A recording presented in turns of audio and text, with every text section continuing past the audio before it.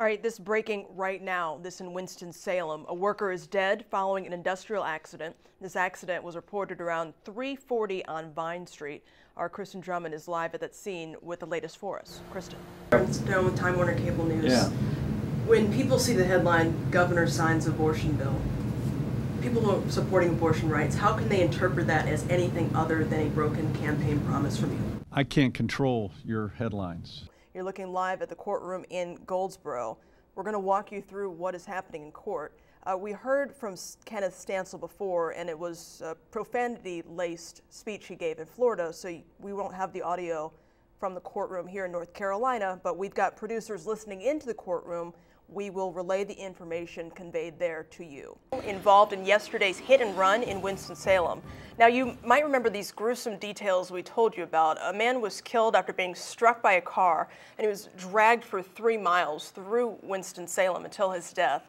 Now, police say the driver actually stopped momentarily before continuing on, with 54-year-old John Otis still trapped underneath. Again, he was dragged until his death, a very gruesome detail there.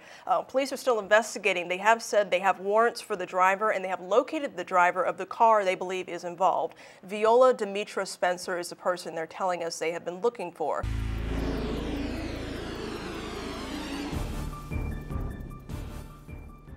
We're following a lot of breaking news for you at this hour. First, 3 lanes on Interstate 85 southbound at Holden and Greensboro are closed at this time because of a fatal accident. The wreck happened around 4:15. What we know at this time is a pickup truck ran into a semi-truck.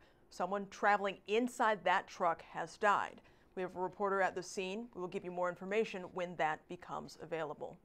To more breaking news now we're following. The UNC student involved in that deadly wreck along 85 near Hillsborough is facing multiple murder charges.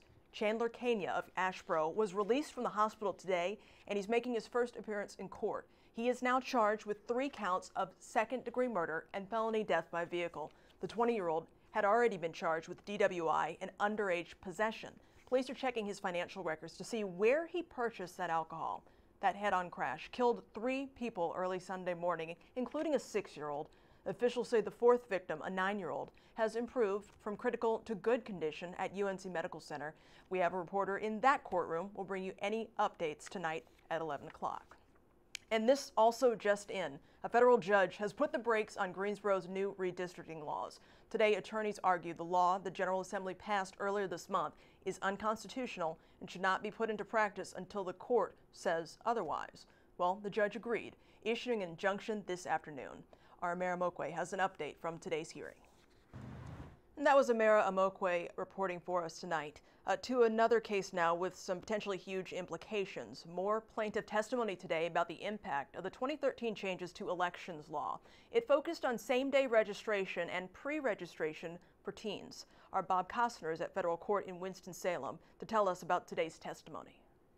Less than 24 hours after Governor Pat McCrory committed to signing this new abortion bill, opponents say the 72-hour waiting period is a direct campaign promise violation. Governor McCrory says that's not true. Due to my work and others' work, we did not add further restrictions to access. McCrory says signing this abortion bill does not counter a statement he made during his campaign for governor that he would sign no further restrictions on abortion into law.